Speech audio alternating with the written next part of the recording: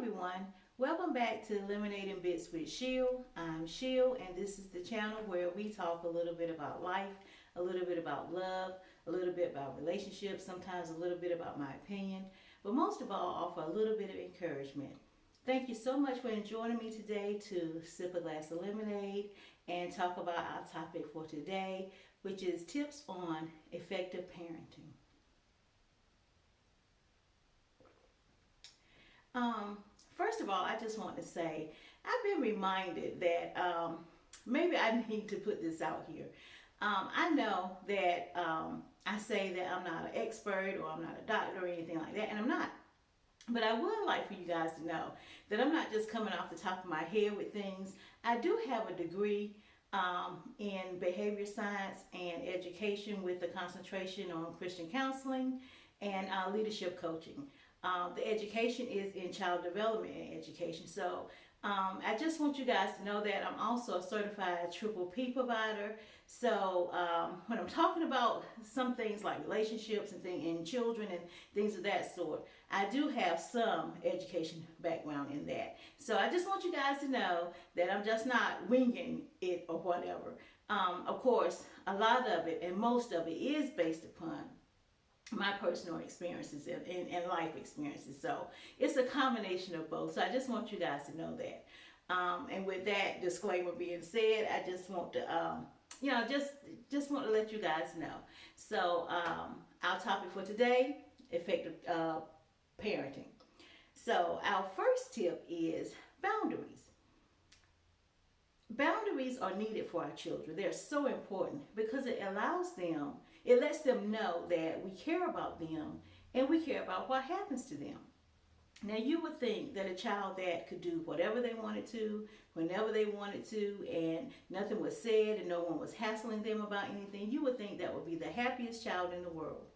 But most of the time, those are the saddest children there are. They're angry and they're rebellious because boundaries are needed. Boundaries are needed to let them know that we care.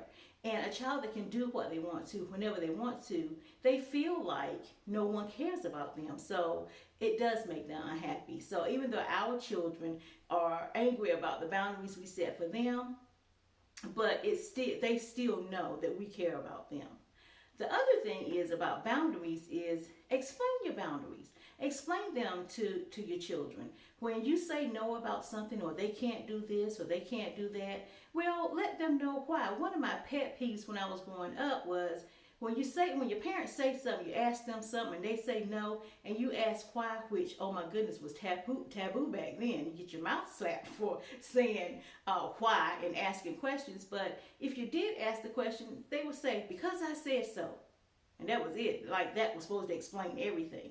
I hated that when I was a child, so I tried not to do the same thing to my children. So if I said no about something, or either they wanted something and the answer was no, then there was I tried to give them an explanation for why.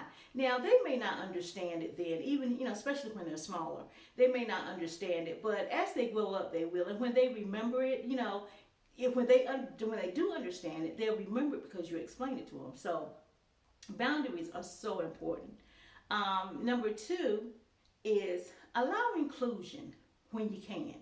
When I say allow inclusion, that means that if there are certain things going on in the household or certain decisions that you give in, especially kind of big things or changes in the household, try to include the children in that. Now, I'm not saying that what they say will go, but it allows their voice to be heard, and you build that relationship of trust with them, and you give them an opportunity to voice how they feel about what's going on.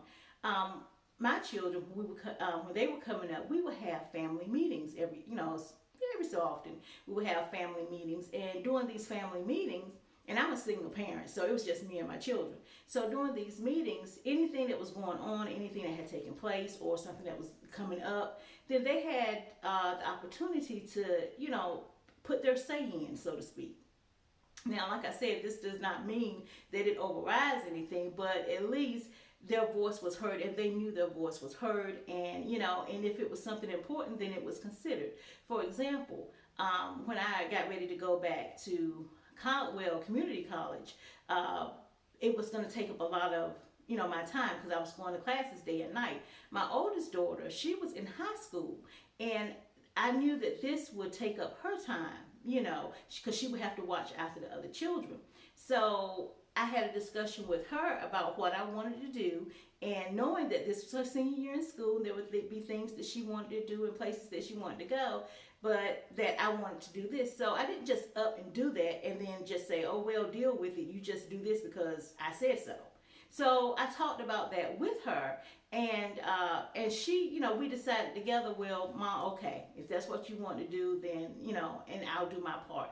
And that's what we did. So that's allowing inclusion. You include them in the things that are going on in the household. It gives them a sense of autonomy for later, but it also helps them build a good relationship with you. As they go through their life, they'll know that they'll trust that relationship that they build with you when you allow an inclusion like that. The third thing, remember your childhood. Whether you had a great childhood and your parents they allowed you opportunities to grow and explore with boundaries. If that was the case, then allow the same thing for your child. On the other hand, if you had a horrible childhood and your parents would listen, they didn't talk to you, they were very strict or whatever the case may be. If that was the case, then treat your child or your children the way that you wanted to be treated. If you when you were a child and you didn't like the way that your parents treat, not that you didn't, I'm not saying that they mistreated you or anything, but just if you would have liked for it to be different as far as the relationship, then honor that with your children. You have the right to do that. Another example, I grew up, never had a birthday party. Never had a birthday party, and still haven't ever had a birthday party. But that was something that happened in my childhood and that I just didn't like. So when I had children, I made sure I had 4 children. And every year on each one of their birthdays, then everybody had a party. Even if it was nothing but hot dogs and potato chips and my sisters and their kids coming over, that's what we did on each one of those children's birthday. So, that's because I didn't have that, but it's something I would have liked, so I want to make sure that I included that in my children's lives. So that is really important for you to remember your childhood. Also, remember what it was like when you want to, tear their heads off, or you just think that they're losing their mind and you're losing yours. Remember what it was like when you were that age, when you were going through that, your thought processes, what you were trying to sneak and get away with, or how you were angry about this. Remember how that it felt to be, a teenager, because that is the trickiest time of all. But remember that. And so before dealing with your kids in really, really harsh ways, just kind of step back and like, I remember that. I remember I felt this way, or I felt that way. So bring that into when you're trying to raise your kids, and it's going to help you to be able to relate to what they're feeling. Now the last thing is enjoy it. This time when you're able to impart wisdom into their lives and your values and morals, and help them develop their character, enjoy this time, because this is probably the time that they're going to listen to you the most. After a while they'll be grown and they'll be moving on with their lives, making their own decisions and having their own families. And so enjoy this time. We get caught up in it, in the day-to-day of it, and raising the kids and running here and running there. But take the time, enjoy this. And I promise you, as they get older, they'll look back when you're sitting around and they'll give you this speech. Well, Mom, I remember this. Mom, I remember when you said this, or I remember when you said that. What we do, as parents, we instill in our children.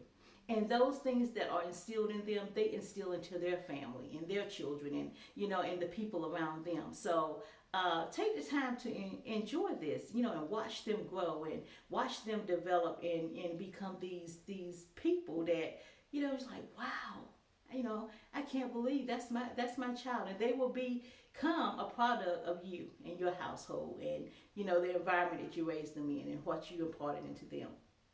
So again, I just want to say, offer you encouragement on, I know you guys are doing a great job. I know it's overwhelming sometimes raising children, but all we can do is the best we can do, and all that we know how to do, and keep their best interest at heart.